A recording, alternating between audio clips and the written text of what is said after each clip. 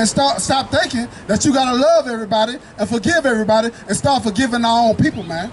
Start looking at your brother as the one that you take the priority to forgive, man. Start looking at your brother as the one that you want to help, man. You understand? Because in essence, man, you don't really love your oppressor. You just scared of him, man, and you want what he got because he on top right now. So you think you got to be nice to him. Man, damn that. Stop being nice to your oppressor and start focusing on your people. Right. And we'll come about this condition we in, man, overnight.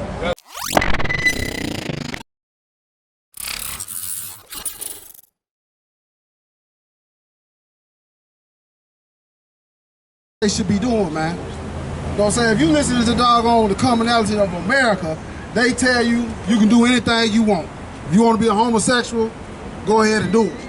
You want to be a drug dealer or a drug addict, go ahead and do it. They legalize marijuana, and before you know it, they probably gonna try to legalize heroin so you have somewhere to do it. Right. You understand? They're gonna let you be an addict if you want to be an addict. Right. Everything, all this is coming down the pipeline as if it's not already happening, man. But just because America says it's okay for you to do certain things, doesn't mean it's for your well-being, man. You understand? If you're a black, native, or Hispanic, anything that's for everything and anything that's for your well-being is found inside this Bible, man. You know what I'm saying? Found inside the King James 1611 version Bible. But the problem with today's society, man, is that we ain't been taught the Bible. Right. We haven't been taught the Bible properly.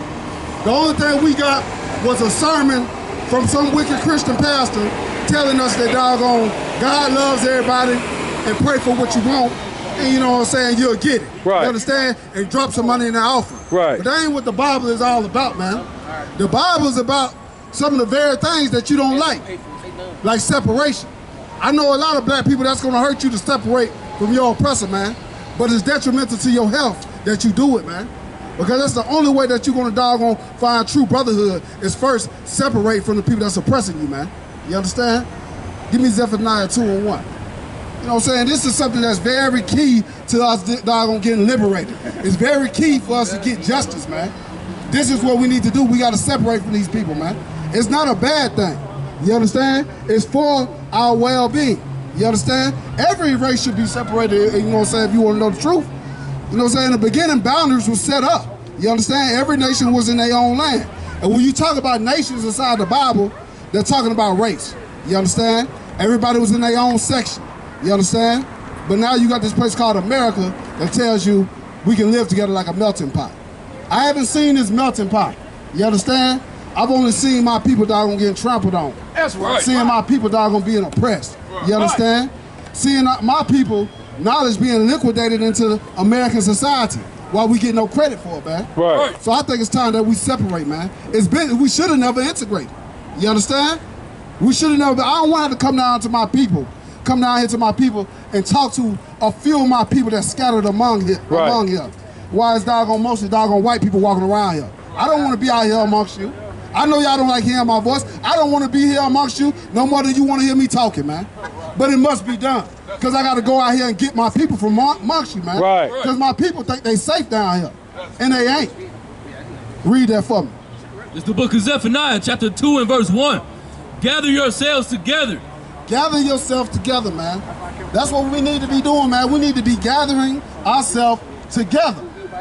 What does together mean, man? Does it mean like you do you and I do me and we meet up somewhere along down the road? Now together means we're gonna start from the bottom, we're gonna get to the top together. You understand? But we gotta doggone start looking at each other as an asset, man. Right. You can't look at your brother as somebody that you don't want to be around. Why, you know what I'm saying? Why can't we go to our own side of town? You know what I'm saying? I don't know what's the black side of town in Chattanooga, but you know what I'm saying? Why can't we go to our own side of town and be amongst each other in harmony? Like you can come down here amongst your oppressor and not doggone act up. Right. I hear all the time, man, y'all don't go down there around them white folks and act up. Well, doggone, can't you be amongst your own people and not act up? Right. Do we got to get amongst our people and kill each other?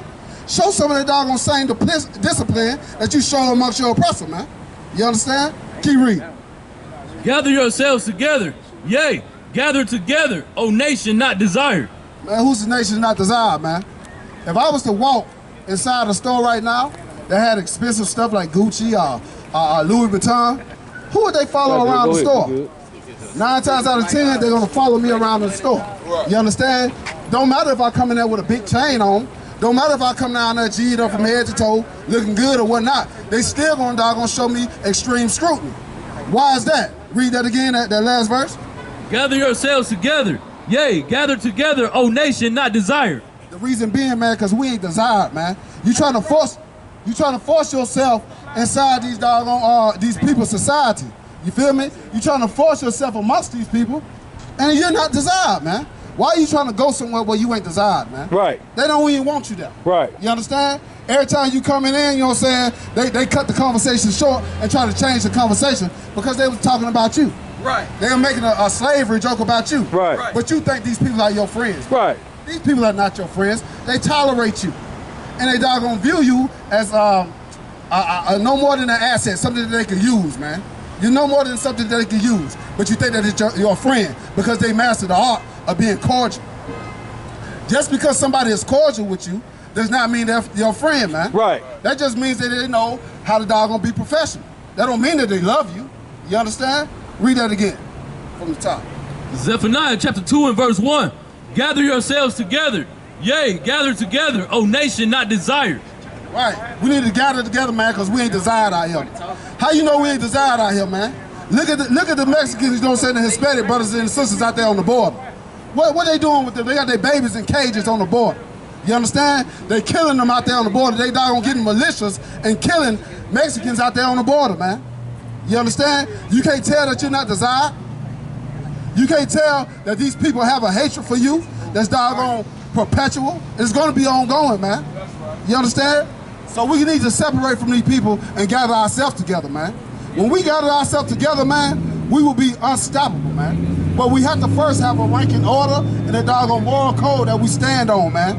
And the only moral code that we can stand on and that can doggone be unbreakable and doggone indestructible is the moral code that's inside these Bible, man. That's right. We're under these laws, statutes, commandments, man. That's what we need doggone be following, man. We don't need to be following the Constitution of America, thinking that doggone we can hook up and doggone every man is created equal. Right. Don't you know when they wrote the Constitution, you wasn't even classified as a man. You was classified as 3/5 of a man. Right. So they wasn't talking about you when they wrote the Constitution. Right. You was nothing more than cattle. You understand? They had receipts for you. So how, when they wrote the Constitution, they had you in mind? You wasn't in mind when they wrote the Constitution. You understand? You gotta understand that these things that they wrote about in 1776 and all these other times, it wasn't with you in mind. They didn't have no plan on letting you get out of slavery. You understand? So they're not talking about you when they say all men are created equal. All right, drop that. Let me get Ezekiel 35:5. Man, we gotta doggone get our head out of these clouds, man, and get our heads out of this Christianity and stop thinking that you gotta love everybody and forgive everybody and start forgiving our own people, man. Start looking at your brother as the one that you take the priority to forgive, man. Start looking at your brother as the one that you want to help, man. You understand? Because in essence, man, you don't really love your oppressor. You just scared of him, man, and you want what he got because he on top right now. So you think you gotta be nice to him. Man, damn that. Stop being nice to your oppressor and start focusing on your people. Right. And we'll come about this condition we in, man, overnight. That's right. It's the book of Ezekiel, chapter 35 and verse 5. But thou hast had a perpetual hatred. What does the word perpetual mean, man? The word perpetual means ongoing hatred, man. You understand? You can look back, you can go back in the 1800s and you can go to present day time, man. What's going on in the past times and now? It's still lynchings being had, man. It's lynchings popping up everywhere and everybody's saying it was a suicide. Right. Black people do not commit suicide by lynching, man. That's right. The most common way that black people commit suicide is by a gun. Right. You understand? It's not going to be by lynching. No black man in his right mind. Well, if you commit suicide, you ain't in your right mind anyway. But no black man is going to be taking a lynching, a rope, as his go-to weapon to commit suicide, man. Right. You understand? And that's how you know that these people have a perpetual hatred for us, man. Right.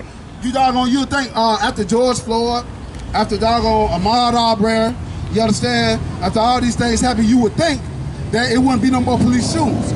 But you know what? Just because you put it on TV and put it on in everybody's face, don't mean that these people don't have a perpetual hatred for you, man.